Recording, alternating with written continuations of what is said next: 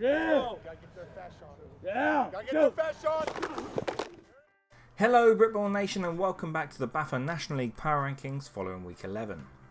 We're seeing some big shifts across all three tiers rankings this week as the programs across the nation continue to mess with our prediction team's fragile minds. Moving on to this week's rankings, and before we jump into them, remember that DC can only keep doing what we do if we have your support and that of the Britball Nation as a whole. We're incredibly grateful to those patriots of the nation who have stepped up and contributed either through our GoFundMe page, gofundme.com/dblcoverage, or by joining DC and contributing content. Without continued support, we'll be back to 2 or 3 articles a week, and our quest to contribute to the growth of the game will fall far short. That said, let's take a look at the rankings for week 11.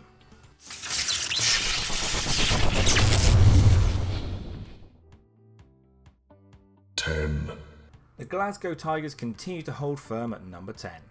Their second straight fixture away to the Blackhawks approaches this Sunday, and if they can win in more convincing fashion, we should finally see them climb higher. 9. A first entry into the rankings for the Surge, who turned around a heavy defeat to the Romans earlier in the season with a 20-18 victory in Chester this past week. The win is huge for the staff's postseason aspirations as they leapfrog the Romans into number 2 spot in the conference, and with only a single fixture against the tabletop-in Revolution for the Surge this year, there's a very real chance this win has clinched postseason balling for the Surge so long as they don't slip up from here on out. 8.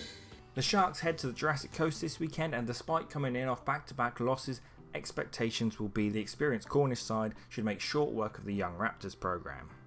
They're still favourites for the number 2 spot in the West, but don't be surprised to see them take out some of their frustrations from facing the Apache by looking to put up a big scoreline on Sunday. 7. Berkshire put up their biggest tally of the year this past weekend against the Pumas, but may look to surpass it this Sunday against a very short-handed Hastings Conquerors. The last time these two teams met, the South Coast side was forced to forfeit at the half. On their home soil, will they at least be able to survive the Renegades' onslaught for a bit longer? 6. It's really tough to push these Bobcats up the ranks despite their obvious superiority in their own conference, simply because they're yet to face any similarly high calibre opponents. Certainly Sunday's much improved victory over the Carlisle Sentinels shows development, but it still falls slightly short of their number 1 rivals' scoreline against Carlisle. 5. Yep, similarly the Senators probably won't face a real challenge to the Bobcats in week 18, which makes judging their relative strength of these two teams, clearly a cut above in their own conference against other conferences, a bit of a nightmare. Maybe we'll just have to shake things up and chuck them at 1 and 2 to see if they slip up before the season's end. 4. A couple of weeks off for the Revs, but an important fixture on Sunday as they take on the up-and-coming Surge. A loss would actually put the Revolution's top spot in jeopardy, so Sunday's game could have some massive ramifications on the remainder of the season. 3. Stallions slide little as others climb. They'll be disappointed that 3 points from the Cardinals broke their shutout streak, but otherwise they're still clear favourites to top the SFC2 East.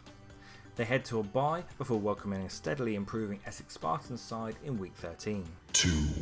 Yes, they've had a great run, but the Cheetahs' time atop the Div 2 power rankings has come to a close, for now at least. A couple of bye weeks as another programme overtake them, though we'd expect the burgeriest team in the nation to return to form in their kitty fight in week 13 taking on the Pumas. 1. And we have a new frontrunner in the bottom tier as a number of mid-season additions to the Apache's roster have seen them reach new levels of dominance in the West.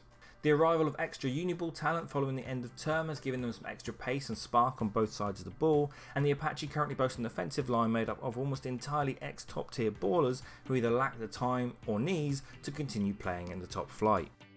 And there you have it, nation, our power rankings following week 11 of the National Leagues.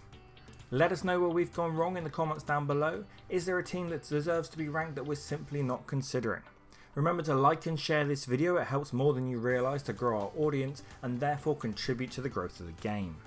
And in the meantime, make sure that you of course play hard, play safe, and go check out this week's scoop, which once again includes a giveaway from the fine fellows over at EP Sports.